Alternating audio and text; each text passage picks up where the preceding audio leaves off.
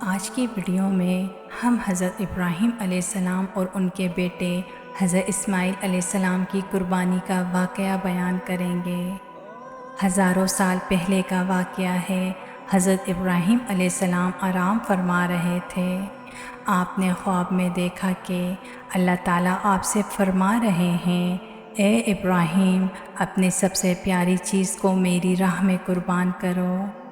جیسے ہی صبح ہوئی آپ اٹھیں اور سوچنے لگے کہ نبی کا خواب کبھی جھوٹا نہیں ہو سکتا۔ اس وقت آپ کے پاس بہت سارے اونٹ موجود تھے۔ آپ نے 100 اونٹوں کی قربانی دے دی۔ پھر اگلی رات آپ علیہ السلام سوئے ہوئے تھے۔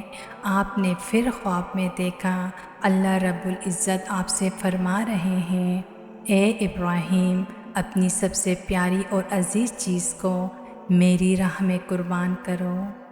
دوسرے دن آپ نے 200 اونٹوں کی قربانی دی۔ تیسری رات آپ سوئے ہوئے تھے، غیب سے آواز آئی، اے ابراہیم، اپنی سب سے پیاری اور عزیز چیز کو میری راہ میں قربان کرو۔ جیسے ہی صبح ہوئی حضرت ابراہیم علیہ السلام سوچنے لگے کہ میری سب سے پیاری اور عزیز چیز میرا بیٹا اسماعیل ہے۔ اللہ تعالیٰ یہ تو نہیں دیکھنا چاہتے کہ میں اپنے رب سے زیادہ محبت کرتا ہوں یا اپنے بیٹے اسماعیل سے۔ پھر آپ نے یہ فیصلہ کیا کہ آپ اپنے بیٹے کو اللہ کی راہ میں قربان کریں گے۔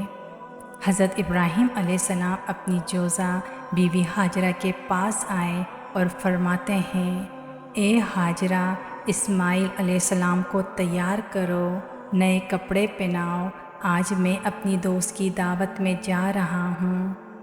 یہ سن کر بی بی ہاجرہ بہت خوش ہوئی اور حضرت اسماعیل علیہ السلام کو تیار کیا۔ حضرت ابراہیم علیہ السلام اپنے لخت جگر کو لے کر فلسطین سے مکہ کی طرف روانہ ہوئے۔ اتنی دیر میں شیطان آیا اور بی بی ہاجرہ سے کہنے لگا، اے ہاجرہ، تمہیں پتہ بھی ہے کہ تمہارے بیٹے کو ابراہیم علیہ السلام کہاں لے کے جا رہے ہیں؟ وہ اسماعیل کو دوست کی دعوت پہ نہیں، انہیں مارنے کے لیے لے جا رہے ہیں۔ بیوی ہاجرہ نے فرمایا، اے شیطان، تم پر لعنت ہو، میرے ابراہیم ایسا کیوں کریں گے؟ وہ اپنے بیٹے کو کیوں ماریں گے؟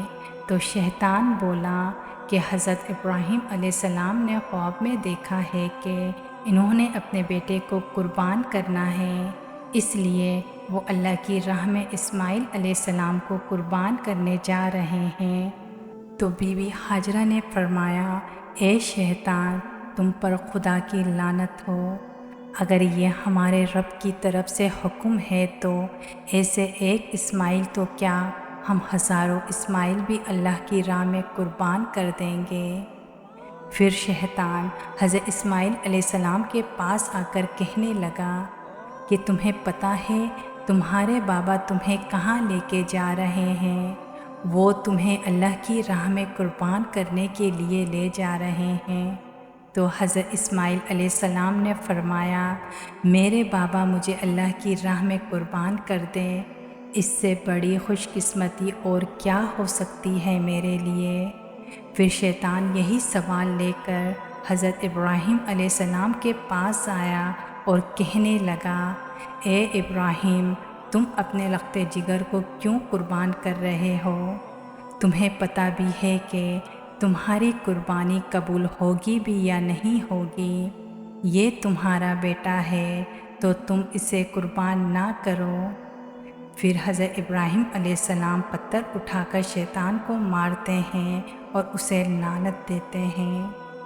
بتایا جاتا ہے کہ تب سے مکہ شریف میں حج کے دوران شیطان کو پتھر مارا جاتا ہے۔ پھر حضرت ابراہیم علیہ السلام آگے بڑھنے لگے اور اپنے لخت جگر اپنے بیٹے سے کہنے لگے، اے میرے بیٹے، آپ کو پتہ ہے کہ ہم آپ کو اللہ کی راہ میں قربان کرنے کو لے جا رہے ہیں۔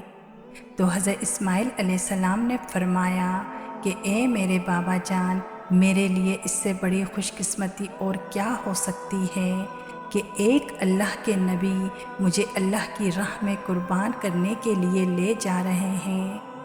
حضرت اسماعیل علیہ السلام نے فرمایا، بابا جان آپ سے ایک التجا ہے، جب آپ میرا گلا کاٹیں گے تو آپ مجھے دیکھ نہیں پائیں گے، اس لیے آپ میرے ہاتھ پاؤں رسی سے باندھ دیں، اور بابا میں یہ بھی چاہوں گا کہ آپ اپنی آنکھوں میں بھی پٹی باندھ لیں تاکہ آپ کو مجھ پر رحم نہ آئے۔